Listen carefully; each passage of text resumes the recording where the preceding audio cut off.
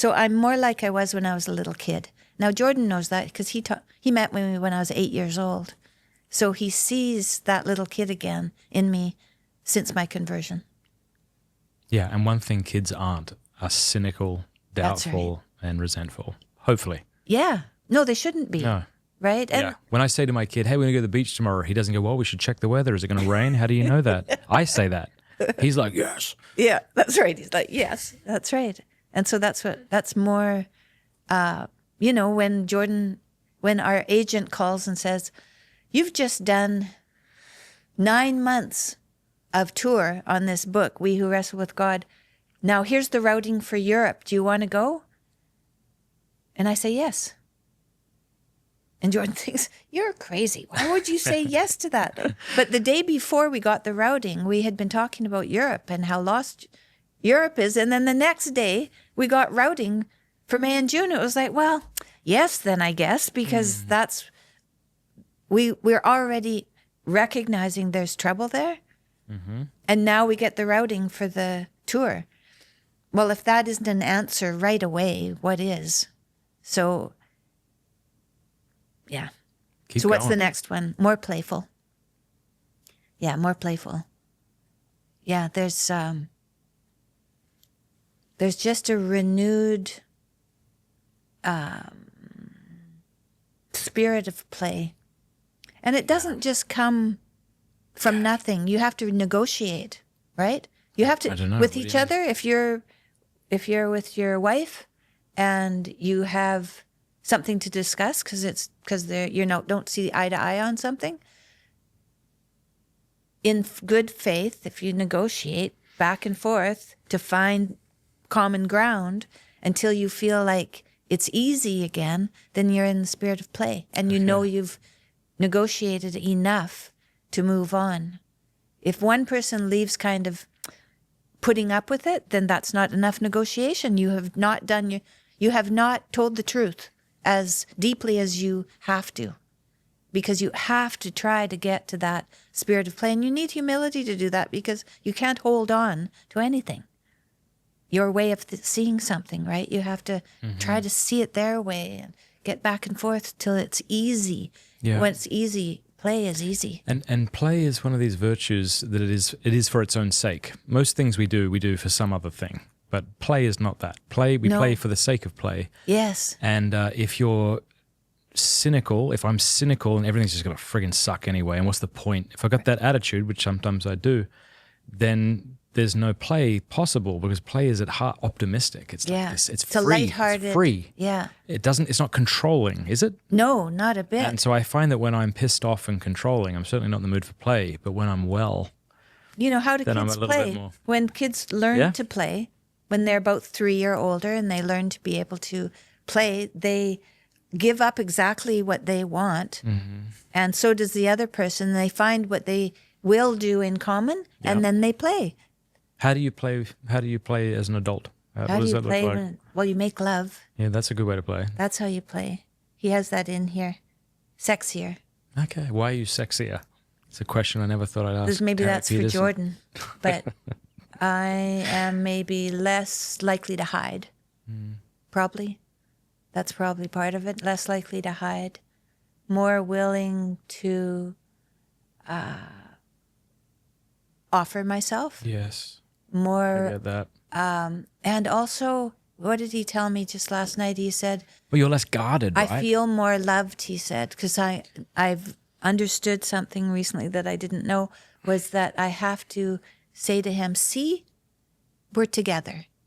See, we have a night and we're together. You don't have to worry that this isn't going to happen.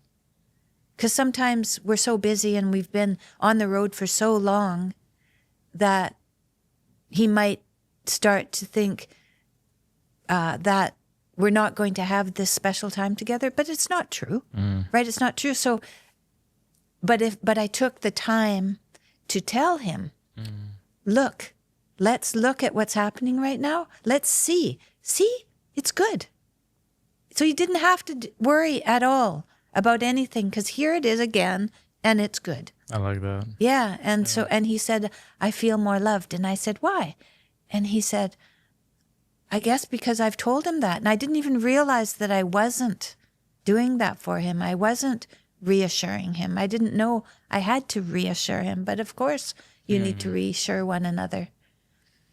Yeah. Anyway, the things we learn. No, that's beautiful. Yeah.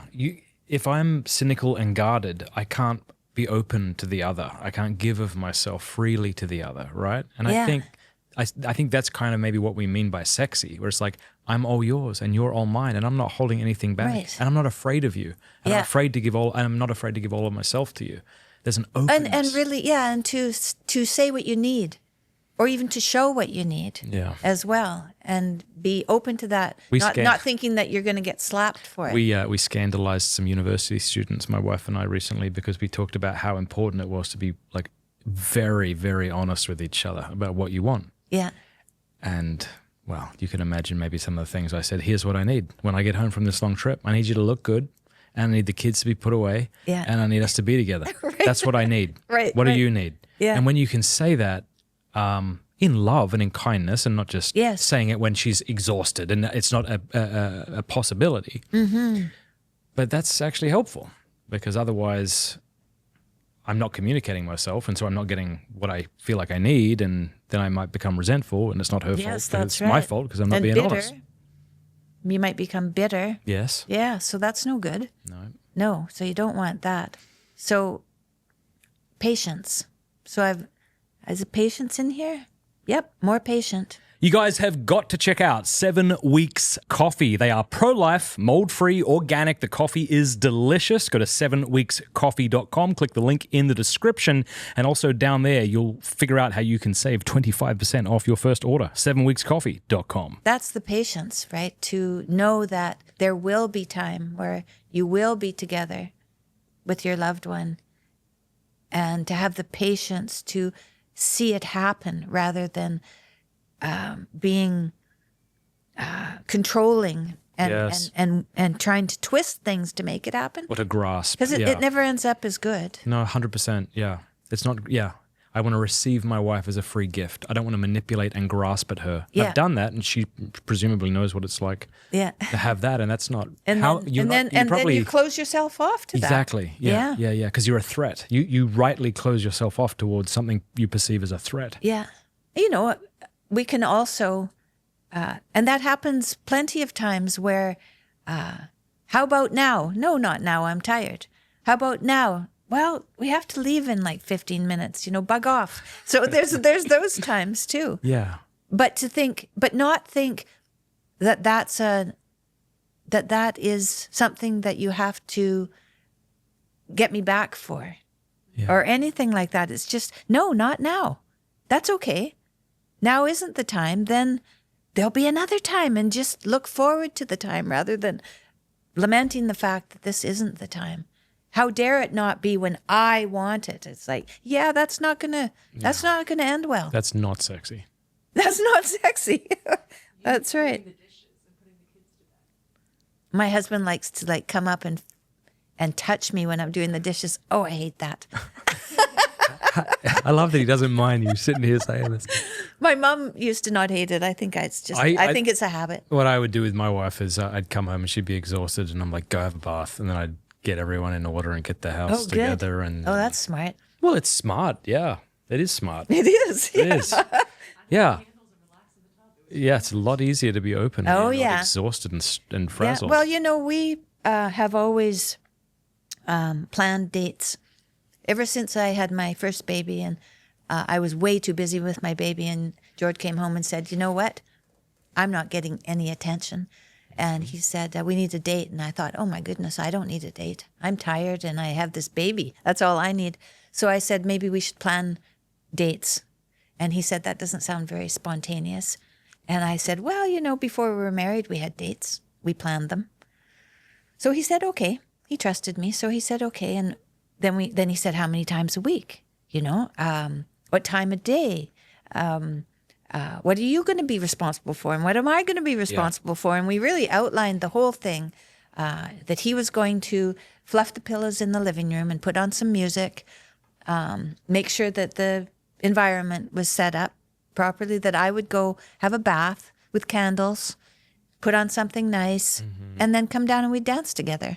And you know, when I was very sick and Jordan was very sick, we hadn't seen each other for 3 years. And I'd been through a huge conversion. And Okay, what does that mean? Didn't see each other for 3 years. he was living other places without So me. would you see him every few months or? I would see him. Golly. Well, when he was in Russia and Serbia, I didn't see much with him, have him at all. And that was during COVID. So I went to Serbia to see him. Yeah. I got there and the doctor said, Serbia's going to close down in 24 hours and you have to leave because if you get sick again, you'll end up in a public hospital and you've been way too sick to go back into a public hospital. So he said, you have to go. So I got there, I went there and we went to a monastery that afternoon and then I left.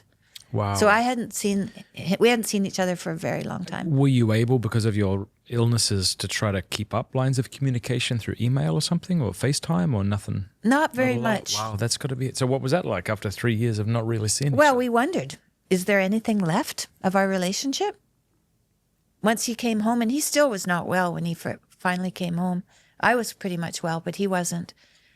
And we were sitting in the living room by ourselves. It's like, here we are together. Hi. I said, do you want to have a date? And he thought, oh my God, because had a lot of neurological pain, right? And he thought, yeah, okay. So but we didn't have to discuss how we were going to do this. We knew how to do it because we'd had all these years of practice. So he fluffed up the pillows and everything, and I put on something nice, and we danced together, and it was there. What we had lost was there again, and we didn't know whether it would be there or not. But because we had practiced that, and I had no idea this would happen, we had practiced that once or twice or 3 times a week through our whole marriage. Really pretty much through our whole marriage.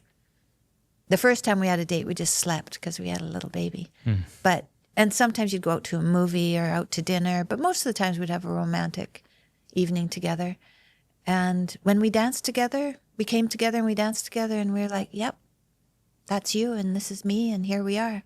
And it's still us and here we are. And so we were very grateful for that, like very grateful for that. And so that's not the only practice, right? I have a prayer practice. Well, and I it's the was same going to make thing. an analogy. Yeah. It's the same thing. You pray the rosary your whole life and then you feel distant from God. Well, how do we do this? It's like, well, I know. It sort of gets And that's the same thing about embedded. going to church. You go to church every day. You're perfectly fine. Everything's good. But one day it's not. And you know your way to church and you know who's there and they will support you and everything. So you don't go to church every Sunday because of what you need precisely. It is what you need, but it might not be really in your day-to-day life that you understand that you need it. So it's something like a practice of dating that you do in your marriage, and then one day just everything falls apart and your husband is gone. And then one day he's back and it's been so long and you've had months and months and months of not being with him and you've changed dramatically. And you wonder, is this still somebody I can relate to? And so then you do what you used to do and see if it's still there. Oh, look at that. The spirit is there. Oh, wow. It's the same in prayer. Thanks very much for watching that clip. You can click the link below if you want to watch the full interview, and don't forget to like and subscribe to the channel.